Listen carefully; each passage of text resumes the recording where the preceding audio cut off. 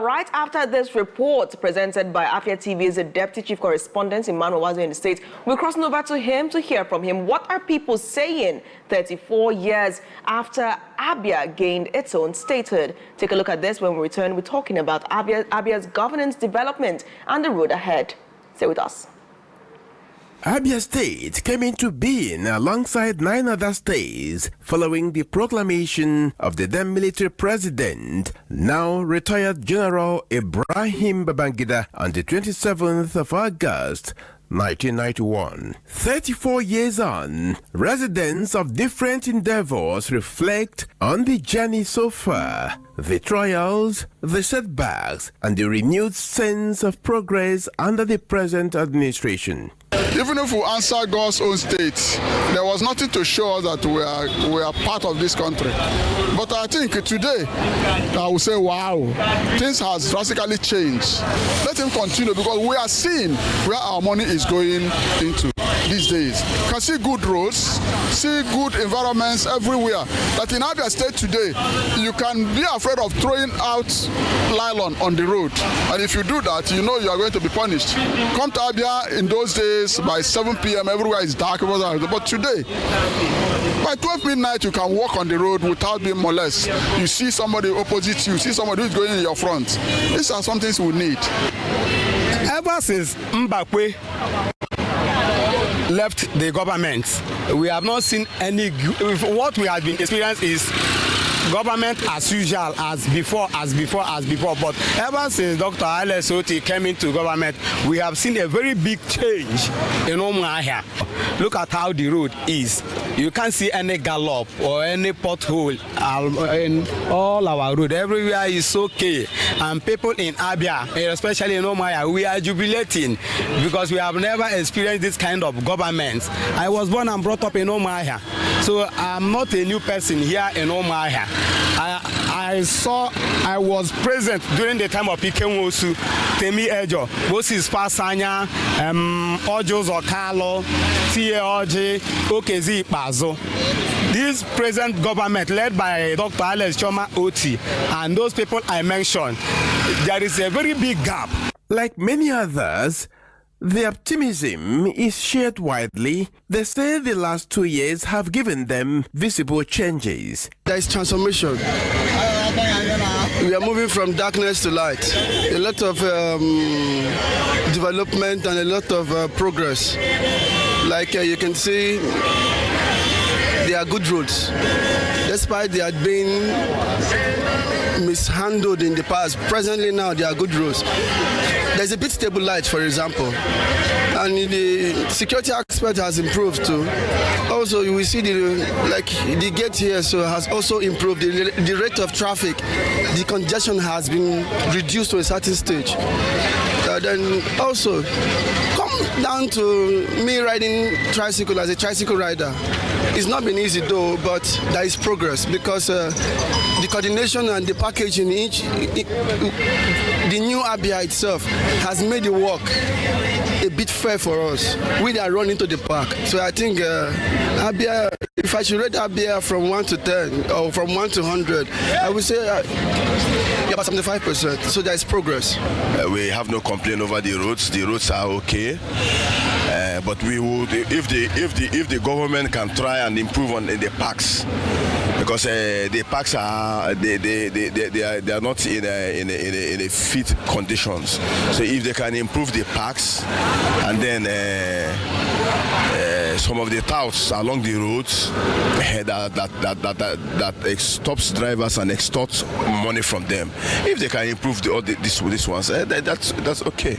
But amid the praises, some are urging the government to match development with accountability. We read books. We also hear what is going on through the media, newspaper, radio. I can say certainly that since the creation of Abia State till now, I don't know about the past regimes, but I've heard about so many things they did. Compare them to this present regime.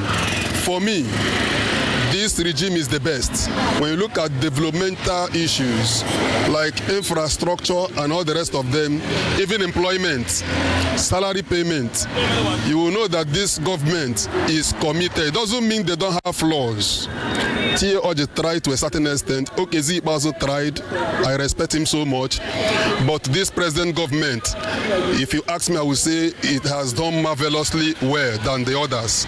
But there are areas the governor must pay attention to. The oppositions are criticizing, but you must open your ears to what they are saying, because some of the things they are saying is true.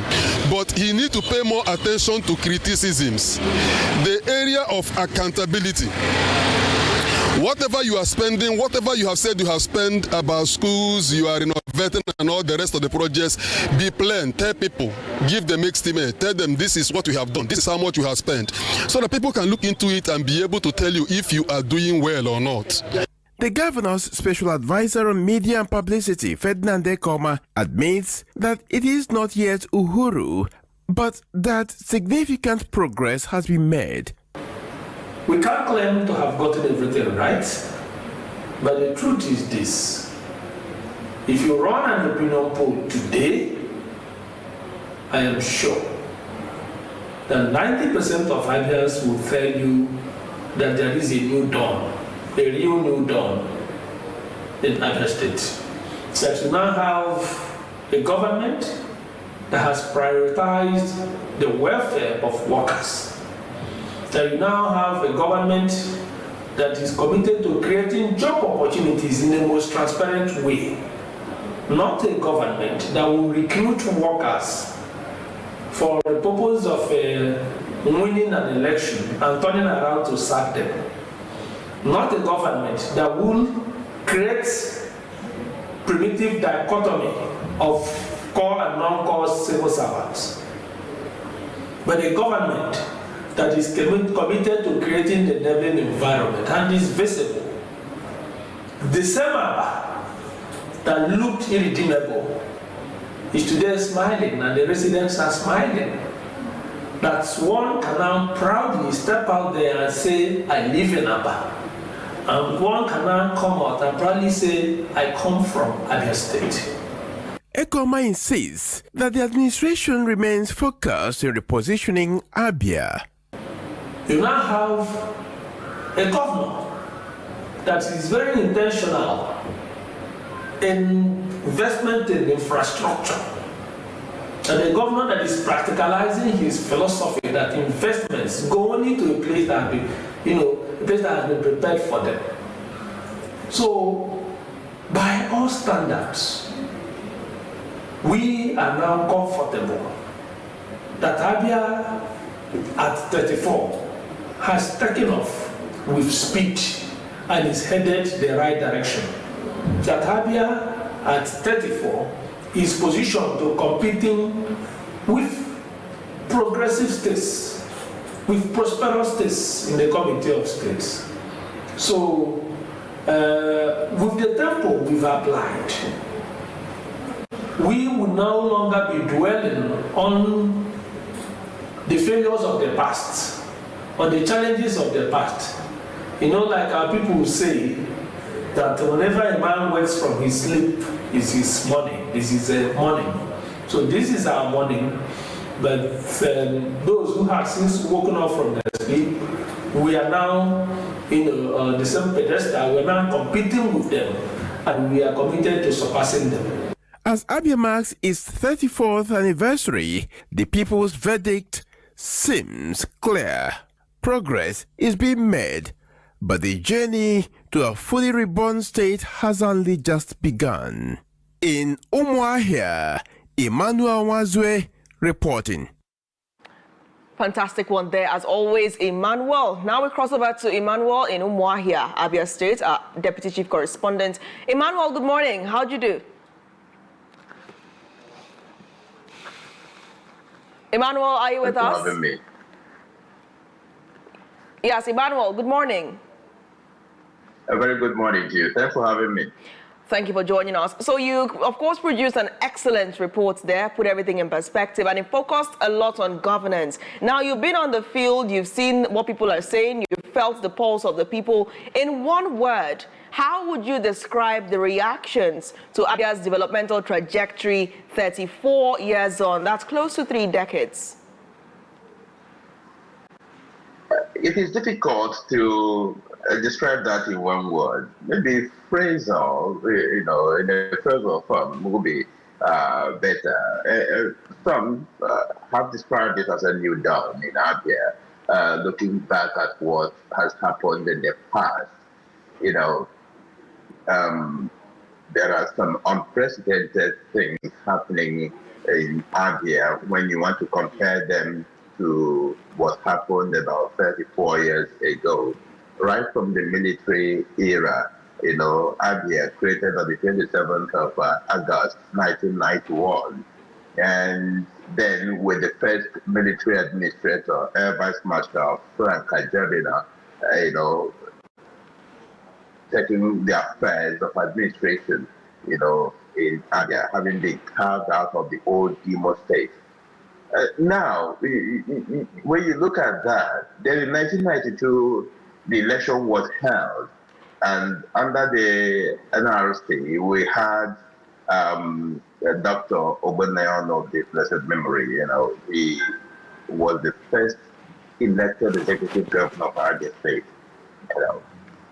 But that didn't last. Just a few months after he took office, the military struck again, returning us to a military dictatorship, headed by General Sani Abacha. And since then, we have had 5 military administrators rule Abia State. And if you talk about also, if you add the administration of Dr. Alex Oti, you will also be having equally 5 civilian governors leading Abia State. For them, the template of administration can only be measured by what people are seeing or feeling, or what they felt during those days. Some say, like one of my respondents rather, said that Abia, even though it bore or still bears that moniker, God's own state, that things were really, apart with that particular, would I call it nickname at the moment, that they started experiencing what governance is all about from 2023 when the immediate administration when the first administration took over. Well, it is dependent on who you ask too. If you ask the opposition in other states, they will say that their own time was better than what is being experienced now. But when you look at the indices, infrastructure, education, healthcare, security, transportation, if you look at these things, you'll be able to see that there is actually a form of quantum leap, from what used to be and what it is now. Okay, the OG, the Nwazue, before Alex Oti, let's bring it down to security. How would you weigh security in Abia State from the past dispensations and the now dispensation of Choma Oti? Well, it is dependent on what happened at different times. Remember, there was a time during the administration of Governor Theodore J. We had the reign of Osisi Kamfu. That was a security threat, that, rendered Aba, the bubbling Aba that Aba was completely rendered a dead zone.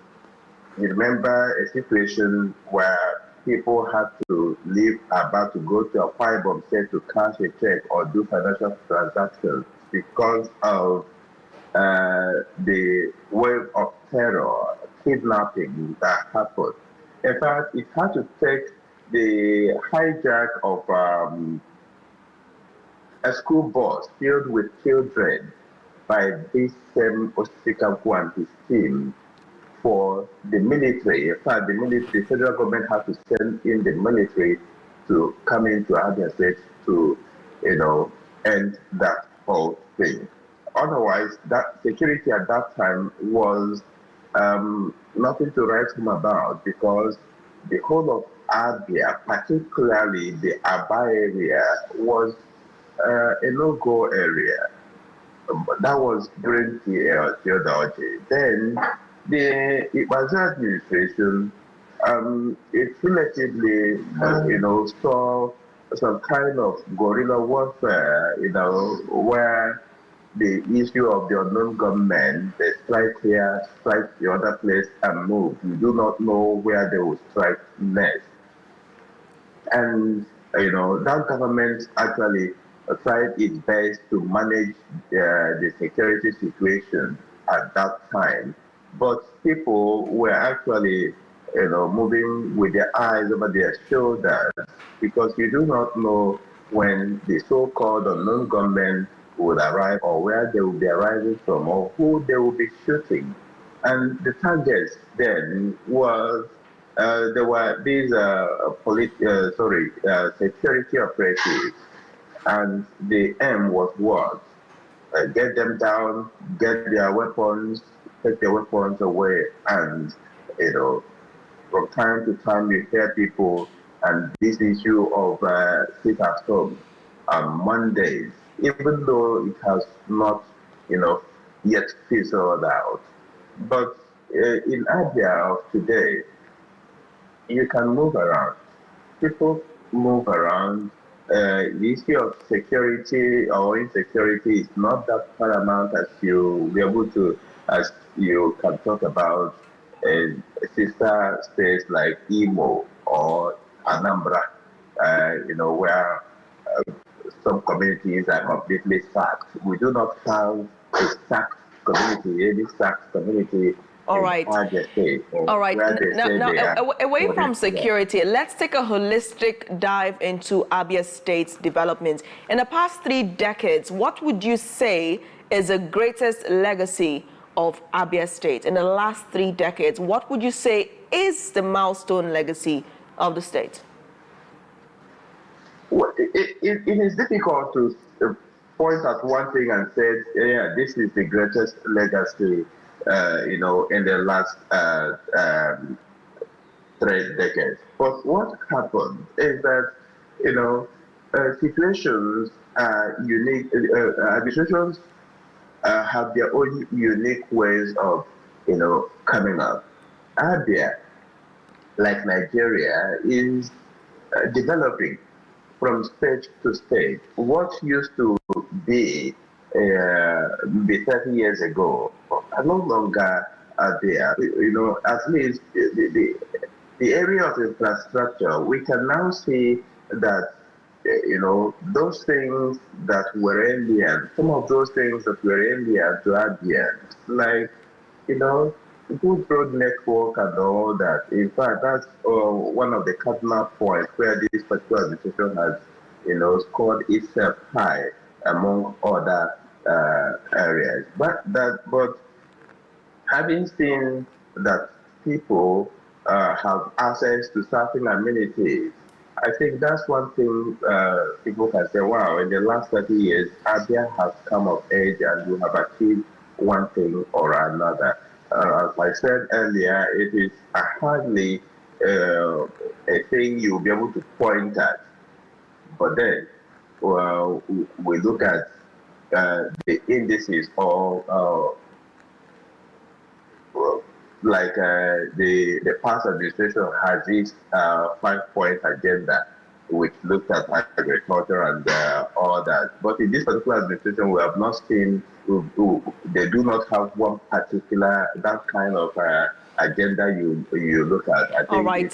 So let's move away from the government now. A very important question I have to ask you is it possible to picture Abia State without the government? Is it possible to picture Abia State through the lens of the people, perhaps assessing how the people have evolved close to 3 decades on? How can we take this development down to the level of the people? How have they changed? How have the people grown in the past 34 years?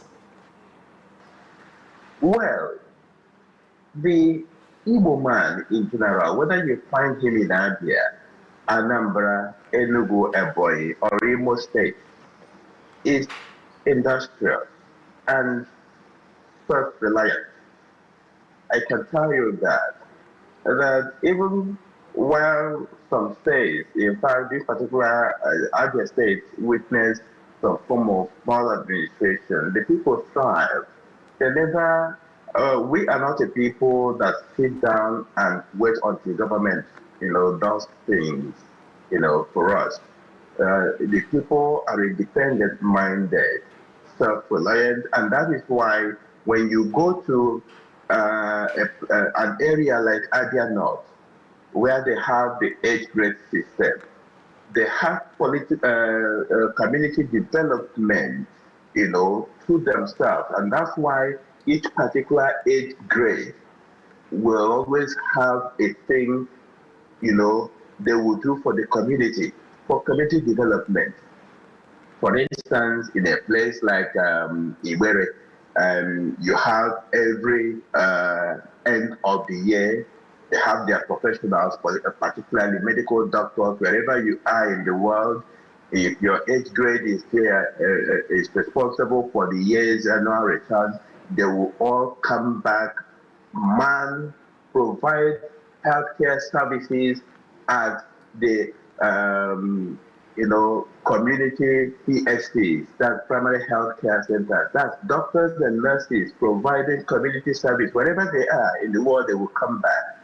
That is one thing to tell you that they do not actually rely on government to do certain things, for them.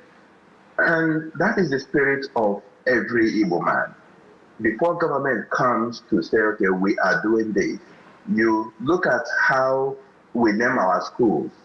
The secondary school in my village is called Omona Comprehensive Secondary School. It was a communal effort built by our fathers. Our fathers provided land, employed teachers, built this school, and then transferred to the government.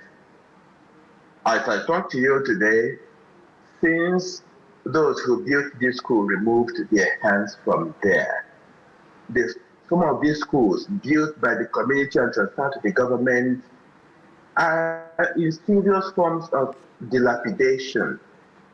Okay? I will tell you about the Osiritem Secondary School, Omona Comprehensive Secondary School, many other places that this present administration has now decided to look into. And of course, you may have heard about the controversial 54 billion naira map out for renovation and retrofitting of about 51 schools in different areas. The truth is that these schools are in very serious disrepair. Okay, so, and this is a place that supposedly, has a government running. So if our fathers, our parents of yore were able to provide their lands, gather their wives who, gathered sand, skilled men and all that, they come together, built a school and transferred to the government, and then salaries were owed teachers who also came out to bring forth education, teach, so that people will learn for community development. Then you'll be able to see a people that are very much self-reliant. It is unlike what you see in the north, where you have government-day secondary school this, government secondary school that, army-day secondary school this. It is not like that here. Here, schools are named after communities because invariably those communities built these schools, employed teachers, and where they no longer could afford this, they transferred to the government for help. Now, just tell me, even at the local government level, tell me what local government authorities are doing. Roads that are supposed to be built by local government authorities have been taken over by states now, in some areas anyway. So these are the things that will point to you that even when you go through human capital development, the people are resourceful. They were self-sustaining. In fact, you see people, those who have that particular ability to go to school, you see a young man come out and say, okay, I trained myself in school. You also see somebody who says, okay, I dropped out of school to learn skills, artisans and all that. Okay, Emmanuel. Give it to the Igbo man, yes. So let's talk about accountability level from the past to the present, right? The Orji's Okalo, Tioji, Nwazue, and now Alex Oti. One of your respondents made a salient comment. He stated that this dispensation administration should also listen to the position, some of their critics, right? That they are not being accountable to the citizens of Abia. Why? Because they're not making it public. Citizens of Abia State. Yeah, so they're not making it public. Some of these funds, some of this infrastructure, how it's being funded, how much is being put into it. Is this alien to Abia? And what would you say about that comment from your respondent? I will tell you categorically that I agree with him. Personally, as a journalist, a practicing journalist, I have, in fact, the last media chat we had with the governor, I specifically asked the governor, the question about procurement. And he answered that they have always followed due process. But the people do not seem to say this, including myself, because when a government does its bidding, be it procurement, be it employment, or even the issuance of contracts, the Procurement Act, makes it mandatory as a law that, one, it will start from the process of bidding. There must be an advertised bidding for people of interest to come around and say, okay, yes, I have interest in this. I can provide expertise in this or this. Okay. Then those people of like mind come together in openly, well advertised.